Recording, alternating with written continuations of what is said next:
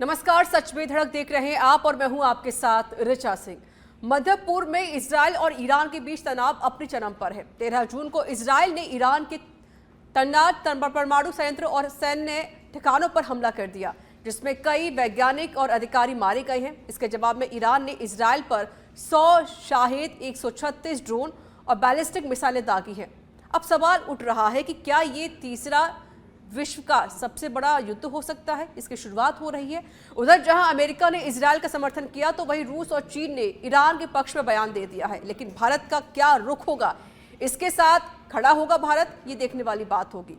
और बात आज इसी पर होगी। क्या बता दें कि पाकिस्तान संघर्ष पर इजराइल ने भारत का समर्थन किया था, ईरान ने मध्यस्थता की बात की थी, लेकिन खुलकर अपने पक्ष नहीं रखा था। अब ऐसे में युद्ध से भारत की अर्थव्यवस्था पर कितना असर पड़ेगा, आज बात करेंगे इसी पर। लेकिन इस सवाल के साथ, क्या ये तीसरे वर्ल्ड वॉर की आहट तो नहीं है?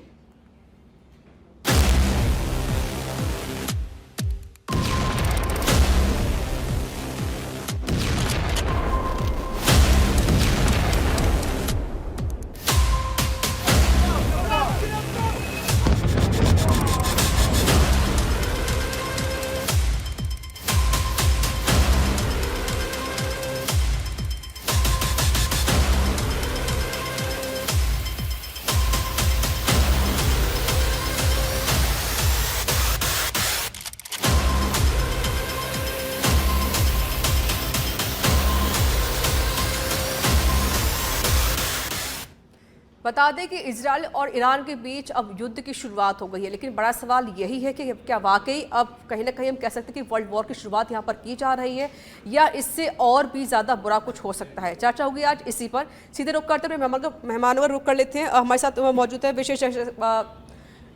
विशेष एक्सपर्ट हमारे साथ हैं एकलव्य सिंह जी, आपका स्वागत है। इसके साथ हमारे साथ जुड़े हुए हैं कर्नल राजेश भूकर, रक्षा विशेषज्ञ, सर आपका भी स्वागत है। इसके अलावा है डिफेंस एक्सपर्ट है कर्नल अनुपम जेटली, सर आपका भी स्वागत है। तो वहीं पर पूर्व ग्रुप कैप्टन SS ढोलिया सी हमारे साथ, सर आपका भी स्वागत है सच पे धड़क में। राजेश जी, आपका रुख करते हुए, सर क्या वाकई जो अब युद्ध छिड़ चुका है, कल से इसकी शुरुआत हो गई, तो क्या वाकई में से मान सकते कहीं ये वर्ल्ड वॉर की शुरुआत तो नहीं हो रही है? तीसरा वर्ल्ड वॉर शुरू होने जा रहा है, इसकी आहट है ये? ऋचा जी, थोड़ा सा इसका बैकग्राउंड देखेंगे तो आपको हम पाएंगे कि ये पूरा युद्ध इजराइल ने, जो एक इंटरनेशनल एटॉमिक एनर्जी की रिपोर्ट थी जिसमें ये कहा गया कि Iran is on the verge of making an atom bomb, परमाणु बम के लिए सिर्फ 40 किलो यूरेनियम और अगर एनरिच कर लेता है तो वो परमाणु बम बना सकता है। अब इजराइल को ये बहुत क्लियर है, वो पूरा इस इलाके में उसका जो एग्जिस्टेंस है वो इस बात पे निर्भर करता है कि वो बाकी मिलिट्रीली तो सबसे डील कर सकता है, लेकिन अगर ईरान के पास में परमाणु बम आ जाता है तो ईरान उसको इस्तेमाल करे ना करे, लेकिन वो एक पॉसिबिलिटी थी कि वो किसी भी प्रॉक्सी जैसे हमास, हिजबुल्लाह या किसी के थ्रू कोई न कोई तरीके से उसका इस्तेमाल किया जा सकता था। तो मेरे ख्याल से ये जो अटैक हुआ है, इसको अगले 2-3 दिन के अंदर ये कहीं न कहीं मीडिएशन शुरू होगी। इस आज के दिन रशिया यूक्रेन में उलझा हुआ है। अमेरिका ऑलरेडी नेगोशिएशंस कर रहा था ईरान के साथ में परमाणु बम के लिए, एटम बम के लिए, और मुझे नहीं लगता कि ये चीज इसके आगे बढ़ेगी, क्योंकि इजराइल का मकसद सिर्फ परमाणु बम था ईरान का, और ईरान का मकसद ये है, वो लगातार पिछले कई सालों से किसी न किसी तरीके से ये एक, आप अगर मिडिल ईस्ट की भूमिका देखें तो यहाँ पे सऊदी अरेबिया और ईरान के बीच में लीडरशिप का मामला भी है। तो कहीं न कहीं ये बार बार नजर आ रहा था कि इजराइल का सबसे बड़ा दुश्मन कौन है, या बाकी लोग, बाकी अरब राष्ट्र किसके पीछे इकट्ठा होकर इजराइल को डील कर सकते हैं। ये दुश्मनी धीरे धीरे इतनी बढ़ गई कि पिछले कुछ दिनों से, जब पहली बार ईरान ने मिसाइल अटैक किया था इजराइल का, और जैसे ही इनको परमाणु बम का इंफॉर्मेशन, हार्ड इंटेलिजेंस मिली, तो ये कहीं न कहीं ईरान पे इनका हमला होना ही था। मुझे नहीं लगता कि ये तीसरे मेरे विचार से हो सकता है कि और एस्केलेट हो जाए, क्या हो जाए, लेकिन जो प्लेयर्स हैं इसके अंदर, अमेरिका है। अभी तक अमेरिका ने सिर्फ ये कहा, पहले स्टैंड था अमेरिका की, हमने इनको गो एड नहीं दिया, इजराइल ने बोला हमने इनको सिर्फ लूप में रखा। तो अमेरिका का अगर अमेरिकन एसेट्स के ऊपर कहीं न कहीं नुकसान होता है और अमेरिका इस युद्ध के अंदर शामिल होता है तो ये मामला बहुत ज्यादा एस्केलेट करेगा। लेकिन तब तक जब तक अमेरिका का एक्चुअल लॉन्चिंग नहीं होती है तब तक ये इससे आगे बढ़ने का चांस कम लगता जाता है। ठीक है अनुपम सर, क्योंकि कल जिस तरीके से हमला हुआ है ईरान पर, बम भी बरसाए गए, कई वैज्ञानिकों की मौत भी इस दरमियान हो गई, तो क्या आप भी इसको यही मानते हैं कि वाकई अब कहीं ना कहीं वर्ल्ड वॉर की शुरुआत होने जा रही है, आहट सुनाई दे रही है? बिल्कुल नहीं ऋचा, किसी भी विश्व युद्ध की कोई आहट नहीं है। अगर आप देखें तो एक समय था जब पूरे अरब वर्ल्ड में इजराइल जो है 1948 से कोई 70 के बीच के दशक तक इनका अलाई और दोस्त रहा है ईरान का। जब तक शाह मोहम्मद वहां थे पहलवी, उस समय वो अमेरिका की पॉलिसी फॉलो करते थे और इजराइल उनकी जो सीक्रेट सर्विस है सवाक, वो मुसाद के साथ मिलकर काम करती थी और सऊदी अरेबिया और बाकी जो मुस्लिम कंट्रीज हैं जो तकलीफ देते थे इजराइल को, उनके खिलाफ एक दूसरे की मदद करते थे।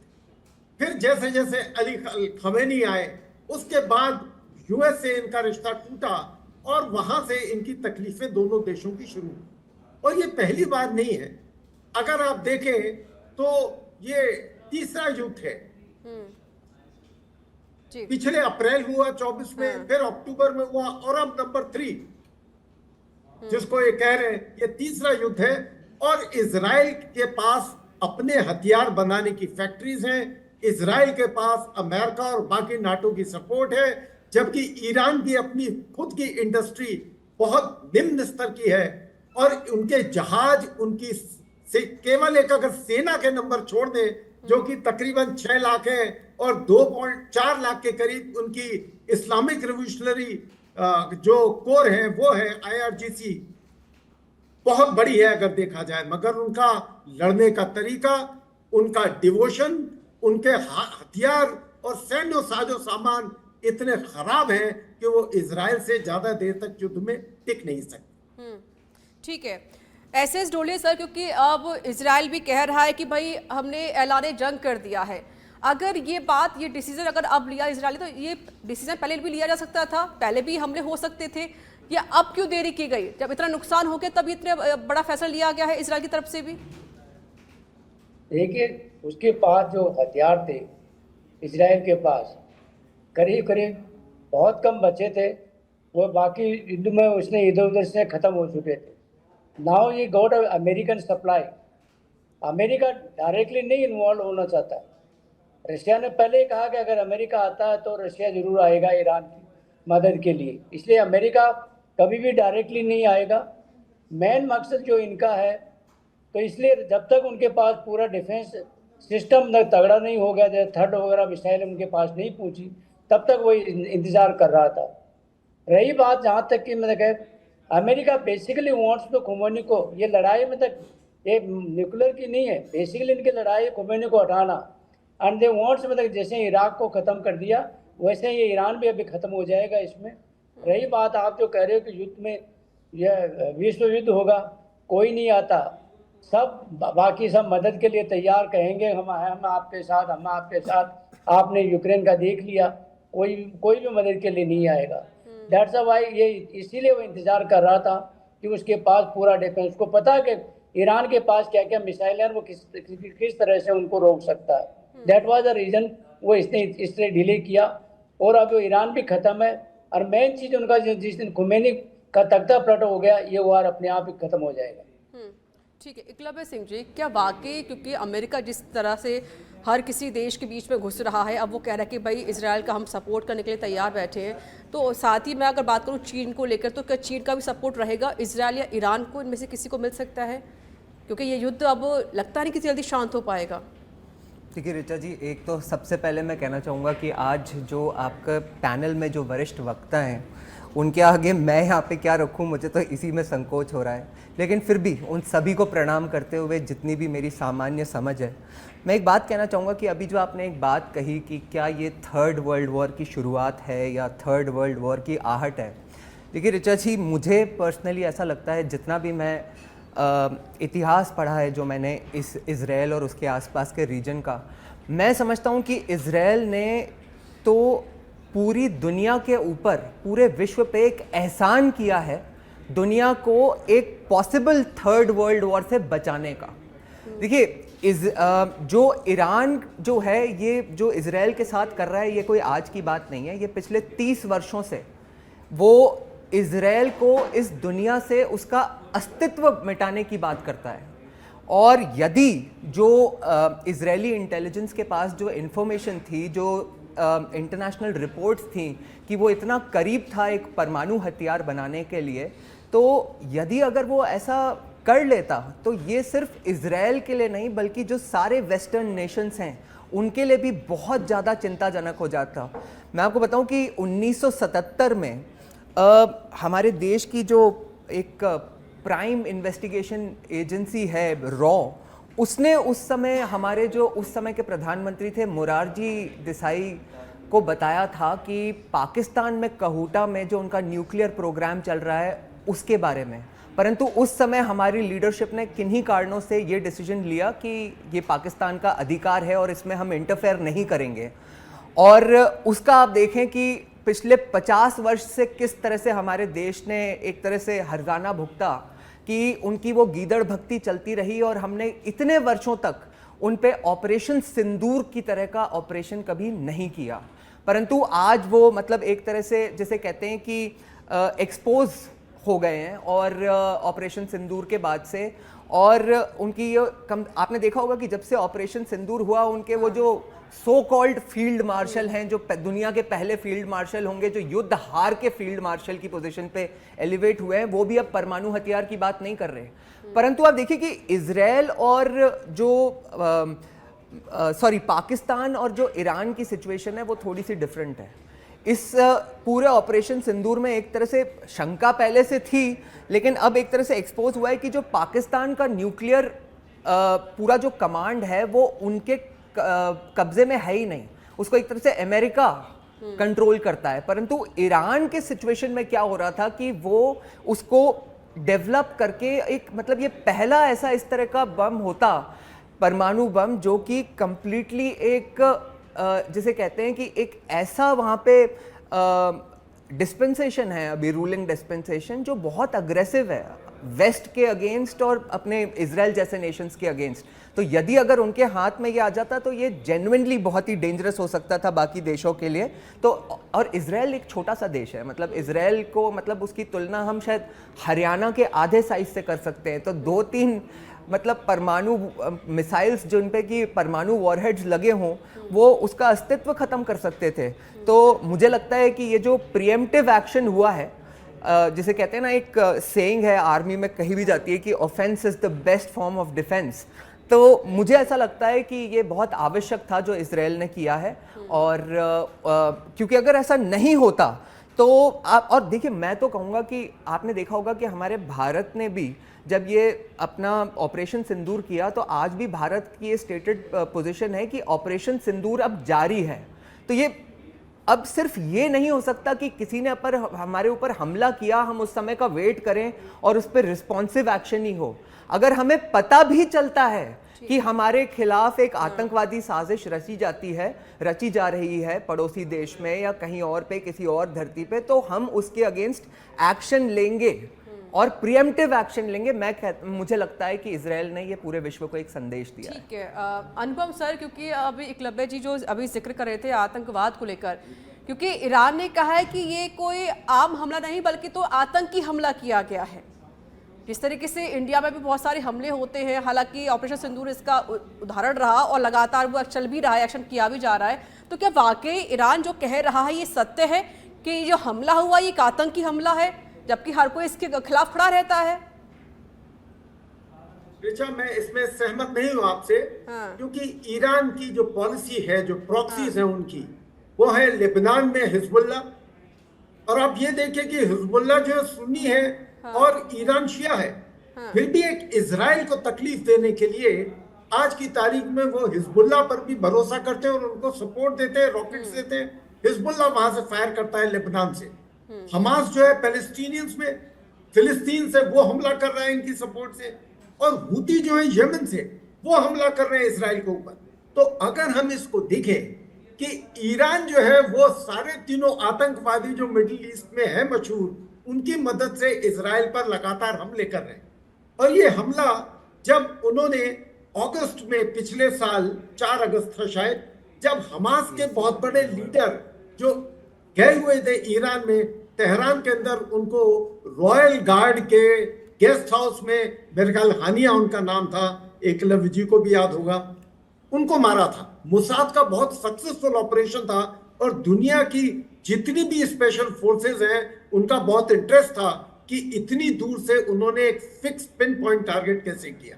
उसके बाद भी इन्होंने अक्टूबर में जो इनका ट्रू प्रॉमिस ऑपरेशन था वो किया। अब इन्होंने ट्रू प्रॉमिस 3 किया है। इससे कुछ होगा नहीं और इजराइल के खिलाफ ये नहीं साबित कर सकते कि आतंकवादी हमला इजराइल ने किया है। इजराइल ने एक काउंटर स्टेप उठाया है जो उसके खिलाफ एक्शन लिए जा रहे थे और अपनी संप्रभुता, अपनी एग्जिस्टेंस को बचाने के लिए इजराइल के लिए जरूरी था। और हाँ, इसमें कोई शक नहीं कि अमेरिका का रूबियो मार्को ने कहा है कि उनको खबर थी कि इजराइल जो है ऐसा हमला करने जा रहा है। ठीक है राजेश सर, क्योंकि ईरान कह रहा है अब कि हमारी जो सबसे बड़ी ताकत है वो हमारी आवाम है, क्या बमबारी कर देने से ईरान झुक जाएगा? इतना पॉसिबल है?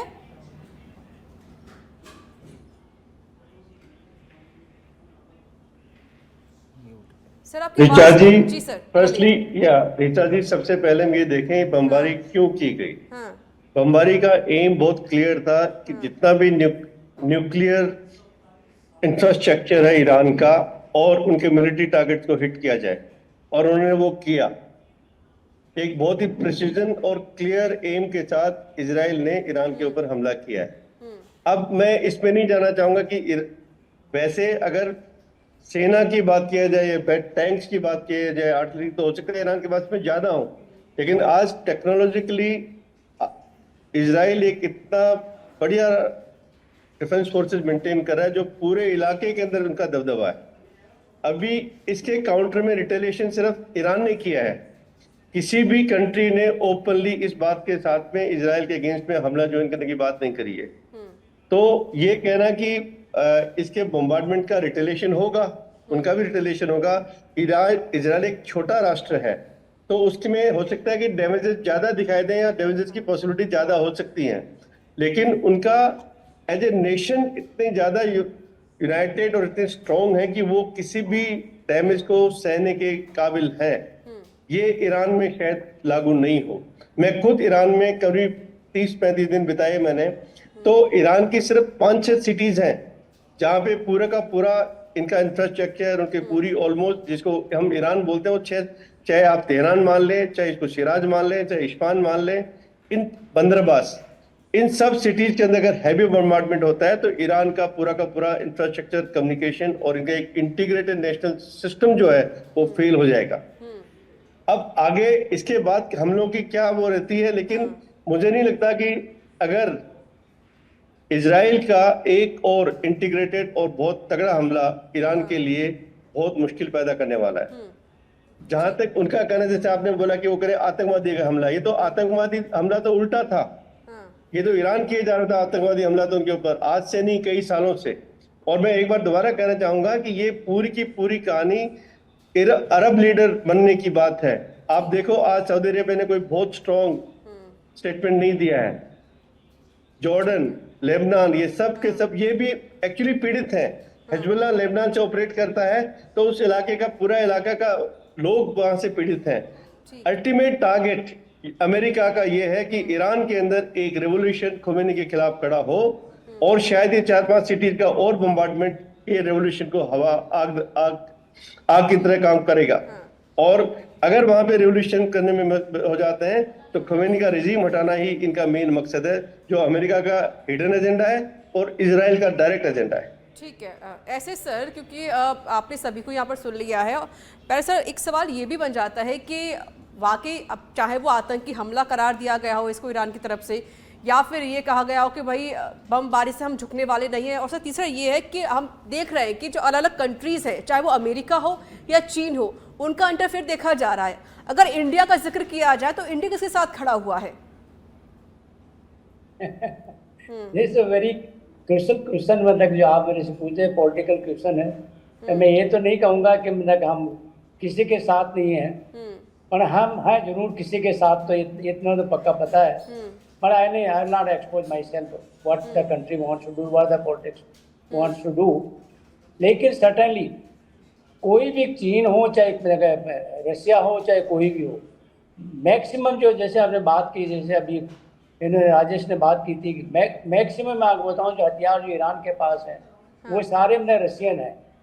And there the time will come, the moment the Khomeini के खिलाफ जो रेवोल्यूशन चालू होगी, ये सब अपने आप ही, मैंने आपको पहले भी कहा था, ये सब अपने आप ही बंद हो जाएगा। It will become like this.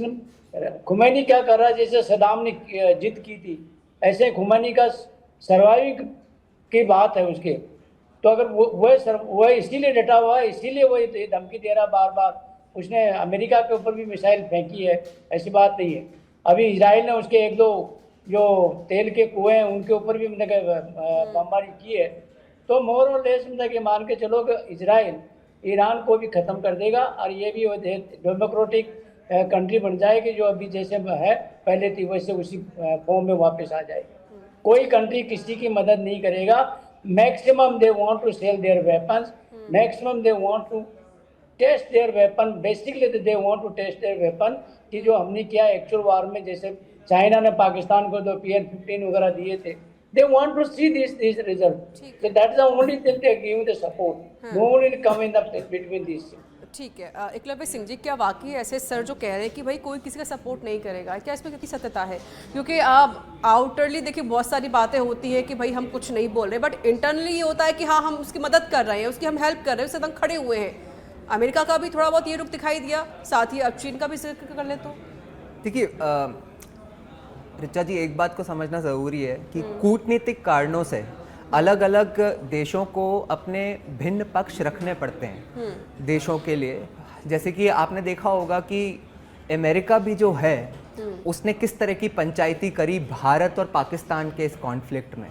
परंतु सच ये है कि ये जितने भी कॉन्फ्लिक्ट्स हैं ये अल्टीमेटली बॉयल डाउन करते हैं एक बहुत बड़ी सच्चाई को, जो कि इस दुनिया की बहुत बड़ी सच्चाई को, जो कि है इस्लामिक आतंकवाद। और कहीं ना कहीं वो एक तरह से जो दुनिया का एक कॉमन एनिमी बना हुआ है, तो उसमें जो है वो आपको कहीं ना कहीं सारे देश एक साथ खड़े दिखाई देंगे। आप देखेंगे कि अमेरिका चाहे कुछ भी हो जाए, चाहे भारत को कंपेटिटिव रीजंस से कुछ भी करे, लेकिन कभी पाकिस्तान को ऐसी सिचुएशन नहीं आने देगा कि पाकिस्तान न्यूक्लियर वेपन यूज कर पाए। उसी तरह से आप देखेंगे कि क्योंकि इस रीजन में अपनी पंचायती करने के लिए अमेरिका एक तरह से पाकिस्तान को सपोर्ट करता है, उसी तरह इंडिया भी ईरान को कंप्लीटली अपने से सेग्रीगेट इसलिए नहीं करेगा क्योंकि ईरान भी जो वेस्टर्न नेशंस हैं उनकी नाक में दम करके रखता है। तो वो भी भारत के लिए एक तरह से पर्टिकुलर सिचुएशंस में फायदेमंद भी हो जाता है। लेकिन जहां तक इस्लामी आतंकवाद का सवाल है, देखिए जैसे मैंने आपको बताया कि ये एक जैसे आतंकवाद का इसमें जो एस्पेक्ट की बात हो रही थी, एक आपको एक कॉमनैलिटी देखनी पड़ेगी भारत पाकिस्तान कॉन्फ्लिक्ट और इस ईरान इजराइल कॉन्फ्लिक्ट में, कि आप देखेंगे कि जब इजराइल ने जब उनके ऊपर हमला करा तो उनकी जो जवाबी कार्रवाई थी कल रात को ईरान की, तो वो ठीक उसी तरह से थी जैसे कि हमारी पाकिस्तान ने हमारे ऊपर रिस्पॉन्ड करा था, हमारे सिटीज पे, हमारे शहरों पे, हमारे नागरिकों पे मिसाइल्स और ड्रोन्स दाग के वो। और मैं ऋचा जी इसमें एक बात अवश्य कहना चाहूँगा कि आज देखिए आयरन डोम, जो कि इस दुनिया का आज तक का सबसे बेहतरीन डिफेंस सिस्टम माना जाता था, लेकिन कल जो ईरान की तरफ से हमला हुआ उसमें इजराइल में लगभग 50 लोग घायल हुए हैं, 2-3 लोगों के मरने की भी खबर है। मैं कहूँगा कि इस वक्त पे हमारे देशवासियों को समझना चाहिए कि हमारी जो इंडिजिनस एयर डिफेंस सिस्टम है, आकाश तीर हो या जो भी हमने अक्वायर कर रखा है, हमारे देश के लोगों पे हमारी सेना ने एक ड्रोन, एक मिसाइल को भी गिरने नहीं दिया। तो गर्व होना चाहिए इस समय पे हमें अपनी सैन्य शक्ति पे। ठीक है, अनुपम सर, क्या कोई इफेक्ट पड़ेगा इस युद्ध का भारत पर? क्या लगता है आपको? भारत पर युद्ध का कोई असर नहीं होना चाहिए, क्योंकि इजराइल से जो हमारे संबंध है, जो हम उनसे सॉफ्टवेयर ले रहे हैं, जो हम उनसे कुछ और हथियार ले रहे हैं, वो इजराइल हमारा दोस्त है और भारत को समय अपना स्वार्थ देखना है। ठीक है। हमारे ईरान से भी रिश्ते हैं और इसीलिए भारत केवल एक ही अप्रोच अपनाएगा कि युद्ध खत्म हो और दोनों देश आपस में बैठ के नेगोशिएशन टेबल्स पे आए, दोनों युद्ध समाप्ति करें और आपस में बातचीत करें, शांति वहां फैले। ठीक है। यही भारत की अप्रोच रहेगी। ठीक है राजेश मगर जी। अगर आप हाँ, देखें, जी सर। एक अगर आप मुझे मिनट दें, जी सर बिल्कुल। इजराइल की आप देखिए टारगेटिंग सिस्टम देखिए। हाँ, हुसैन सलामी को जो उनका IRGC का चीफ है, कमांडर है, उसको उन्होंने मारा है, पिन पॉइंटेड। देखिए उन्होंने जो है मोहम्मद बगैर को, जो चीफ ऑफ स्टाफ है उनका आर्म फोर्सेस का, उसको गिराया है। उन्होंने अली जो शमा खानी है उनको उनका नेशनल सिक्योरिटी चीफ, उनको गिराया है। उन्होंने इतने पिन टारगेट लिए हैं कि एक एक आदमी जो वो चाहते थे उन्होंने अपने ठीक अटैक है। में कराया, जिसमें यानी कि 3 या आवाम 4 को कोई साइंटिस्ट नुकसान नहीं न्यूक्लियर। पहुंचाया और जहां पर जो निशाना साधा उसी पर ही उन्होंने अटैक किया है। ठीक है Rajesh sir, last comment 10 second. Richa ji, पहली बात ये कहना कि हिंदुस्तान पे इसका इफेक्ट नहीं पड़ेगा, मैं इस बात से सहमत नहीं हूँ। सबसे पहला इफेक्ट तो आपके पेट्रोल प्राइसेस पे पड़ा है, दूसरा इफेक्ट इसका शेयर मार्केट पे पड़ा है, तीसरा इफेक्ट हमारे ऑलमोस्ट कई करोड़ों लोग, लाखों लोग वहां पे काम कर रहे हैं, बिल्कुल उनके ऊपर पड़ेगा। ठीक है। नाउ सेकंड पॉइंट, जी पाकिस्तान के साथ हमारे जो कॉन्फ्लिक्ट ऑफ सिंदूर के दौरान इजराइल हमारे साथ बहुत स्पष्ट रूप में खड़ा था। ऑलमोस्ट एकमात्र एक कंट्री थी जो, रशिया भी इतना स्पष्ट नहीं था जितना इजराइल था। ठीक है। अगर आज के दिन हम एक फैसला लेंगे, वो गवर्नमेंट ऑफ इंडिया का फैसला होगा कि उस कूटनीति के तहत होगा कि क्या सही है क्या गलत है। लेकिन कहीं न कहीं ये बात अगर आज हम स्टैंड के अंदर डिबेट करते नजर आएंगे तो इसका इफेक्ट तो पड़ेगा। अब वो डैमेज कितना है, क्योंकि ईरान के मामले में वो पाकिस्तान को भाई बोलते हैं, हमें दोस्त बोलते हैं, तो वो तो क्लियर है कि उनका रिलेशन क्या है। इजराइल भी क्लियर है उसका रिलेशन क्या है। ये हिंदुस्तान को सोचना है कि वो कौन सा स्टैंड इसके लिए लेते हैं। एंड आई एम श्योर हमारी गवर्नमेंट इंडियन इंटरेस्ट के अंदर कोई फैसला करेगी। ठीक है सर। ऐसे सर लास्ट कमेंट 10 सेकंड। देखिए जैसे राजेश ने कहा, फर्क तो बहुत पड़ेगा इंडियन इकोनॉमी के ऊपर काफी मतलब। देन सेकंड इंटरनेशनल रिलेशनशिप पे जी ईरान भी हमारी तरफ देख रहा है कि हम किसके साथ स्टैंड कर रहे हैं, ठीक। कर रहे हैं। ऐसा नहीं है वो नहीं देख रहा हमारी तरफ। हाँ तो that will makes a lot of difference in the country के ऊपर। पर ये तो गवर्नमेंट को डिसाइड करना है कि वह हमारा सबसे ज्यादा इंटरेस्ट क्या है। ठीक है। एकलव्य जी 5 सेकंड, समय की समाप्ति हो रही है। देखिए मुझे ऐसा लगता है कि भारत जो नया भारत है ये अपने मिलिट्री ट्रेडिंग जारी रखेगा और अपने मिलिट्री जिसे कहते हैं संबंध जारी रखेगा इजराइल से। और ईरान जो कि बाकी वेस्ट से लड़ाई करेगा वो हमारे साथ तेल की ट्रेडिंग बेहतर करेगा, क्योंकि हमारे ईरान से भी है। तो मुझे लगता है कि भारत इसमें अपना स्वार्थ देखेगा और भारत को इसमें घाटा नहीं फायदा होगा। चलिए बहुत बहुत शुक्रिया आप सभी का हमारे साथ जुड़ने के लिए, अपना कीमती वक्त यहाँ पर मुझे साझा करने के लिए। इस प्रोग्राम में इतना ही। देश दुनिया के तमाम बड़ी खबरों के लिए बनी रहिए सच पे धड़क के साथ। नमस्कार।